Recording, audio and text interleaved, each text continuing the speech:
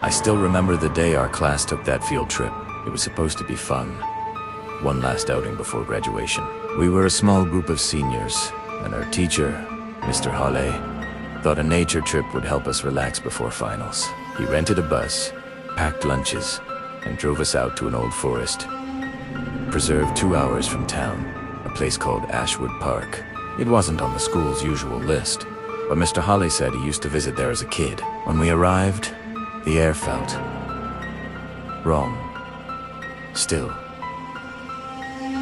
Like the trees were holding their breath. There was an old building near the center, half burned, covered in vines. Mr. Hawley told us it used to be a ranger station, but the forest fire decades ago took care of that. We laughed, joked, and took selfies, until Sarah pointed something out. There were footprints in the ash, not ours, bare feet, dozens of them, leading into the burned building.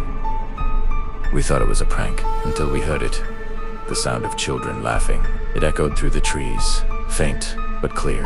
There were no other schools there. We followed the sound to the ruins, and inside, the air turned cold. The walls were blackened, yet handprints were still visible. Small ones, as if made by children pressing from the inside of the fire. Then we found the room, a classroom. Desks melted, chalkboard shattered, and on it, written in white chalk, "Greater than class of 1987, forever here." That's when Mr. Hawley froze. He dropped his flashlight. He whispered, "That was my class." We turned to him, and his face was pale, trembling. He said the trip was supposed to be a goodbye. He told us he was the only survivor when his class burned in this very building. No one believed him until the laughter returned. Louder now. Through the cracks in the wall, we saw faces, dozens of children, charred but smiling, staring right at us. The smell of smoke filled the air. Flames flickered even though there was nothing burning. Mr. Hawley screamed, "Run!" We bolted out, sprinting through the trees.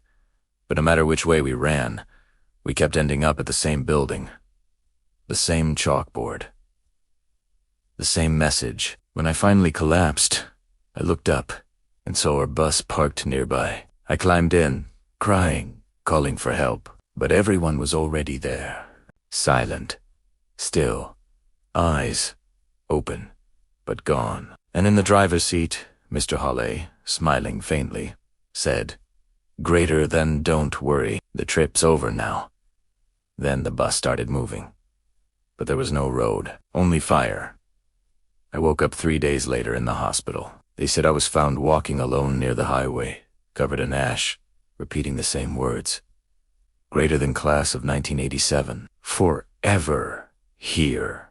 They told me Mr. Hawley died 10 years ago. But sometimes, late at night, I still hear the bus engine outside my window, and children laughing in the dark,